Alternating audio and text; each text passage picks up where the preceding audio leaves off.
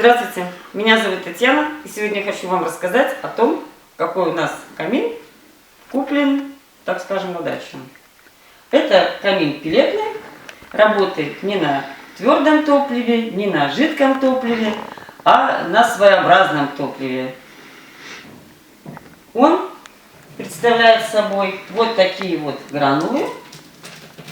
Они сами по себе легкие, но состоят из древесных опилок, спрессованных между собой. В такой бункер загружается 20 килограмм. Есть автоматическое подключение. Один нюанс, работает он от электричества, потому что он сам поджигает, сам регулирует температуру, только нужно выставить параметры. Можно задать также параметры по дням недели или на выходные дни, чтобы он подключался в определенное время, чтобы вы приехали, и всегда у вас там на даче, в коттедже была определенная температура комфортная, когда бы вы ни приехали, летом, зимой, весной или осенью. Состоит он из двух частей, из бункера, в который загружаются пеллеты, и из основной части, где происходит все непосредственно розжиг и все остальное. Вот как видите, зольность у него маленькая, золы практически нету, 1% от того, что нагорает, но все зависит от той пеллеты, которую вы будете использовать.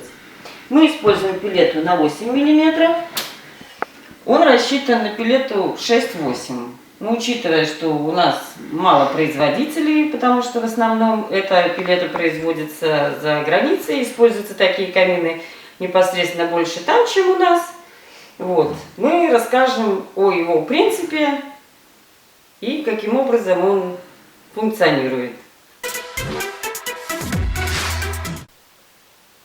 Мы выбрали пеллетный камин итальянского производителя DZ. Он у нас работает исключительно только на пеллетах, без всевозможных там водных контуров. Он такой достаточно простой в использовании, не требует определенной монтировки. Пришел, поставил какую-то трубу из нержавеющей стали, подсоединил выходом на крышу, и в принципе он уже может работать. Главное, чтобы было электричество.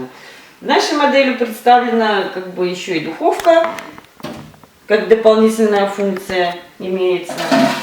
Она тоже программируется от 250 и ниже, то есть в зависимости от того, какую продукцию вы хотите в ней выпекать или разогревать, потому что сверху есть крышка, здесь присутствуют камни, которые убираются, и можно ставить какую-то там посуду, или там емкость, или чайник, и минимально какой-то отварить пельмешки или макарошки, тоже здесь можно, в общем-то, в любых условиях при работе этого камина. Есть, значит, здесь всевозможные функции, и это присутствует тоже. Объем обогреваемого помещения этим камином от 160 кубических метров до 330. То есть, если у вас, грубо говоря, потолки 2,5 на 100 квадратов дом, то этого камина вполне достаточно для того, чтобы в любое время года быть в тепле и в уюте. Потребляет он немного, при режиме 110 Вт это как режим обычной лампочки. Если он при включении, то он немножко берет больше энергии, до 350 Вт, но это как 3 лампочки в то время, когда он только программируется, начинает розжиг пеллеты и так далее. В этом камине расположен бункер, в который засыпается пеллета. Вот у меня ведро на 10 литров. В это ведро входит 5,5 килограмм.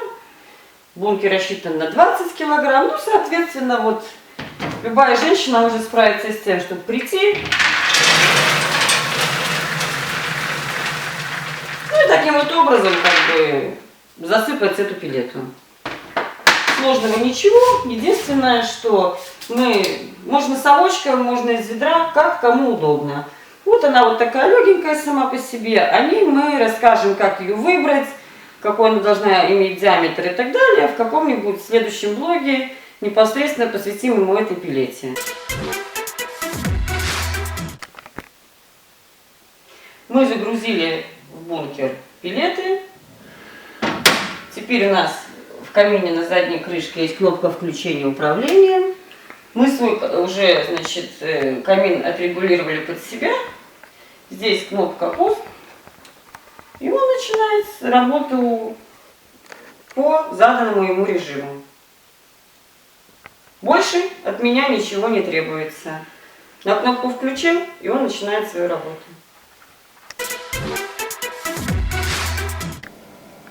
Вы слышите характерный шум, это работает камин. Он автоматически подает пилету для розжига. Там присутствует пьезоподжиг, который при заполнении определенного количества бункера начинает ее разжигать. Поэтому весь процесс автоматизированный. И вот вы можете, может быть, даже увидеть, как она подает сверху пилету в непосредственную емкость для розжига. Это происходит как бы недолго. Оно подается, разжигается, и все делается автоматически в течение 5 минут. Ну, максимум 10. Потом автоматически включается обдув, который подает тепло непосредственно сразу в комнату, где стоит сам камин.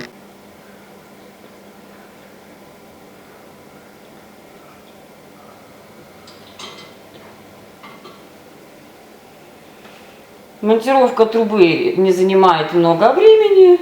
Она не должна быть определенной какой-то там конфигурации или металл какой-то определенной плотности. Обычная нержавейка, которая монтируется, сверху ставится диффузор и камин можно подключать.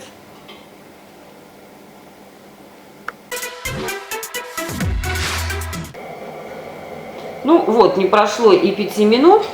Как вы можете уже наблюдать, горение открытого пламени, скажем так.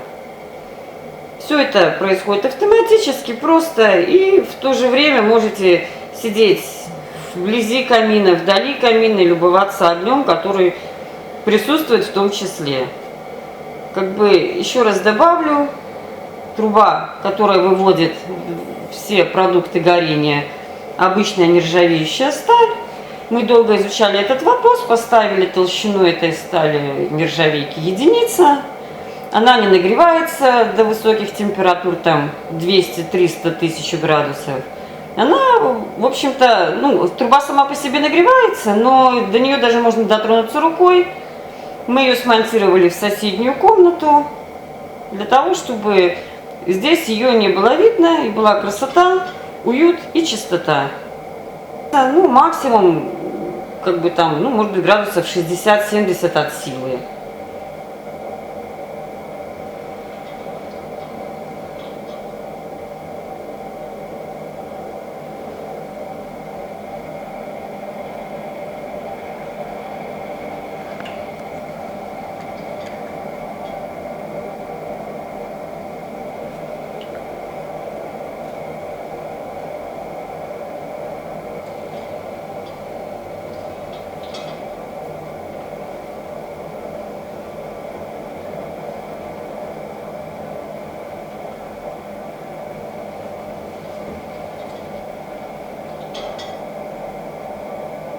Желаю вам наслаждаться теплом, так как наслаждаемся этим теплом и уютом мы. Смотрите наш канал. Надеюсь, что очень много интересного вы для себя у нас почерпнете. С уважением, Татьяна.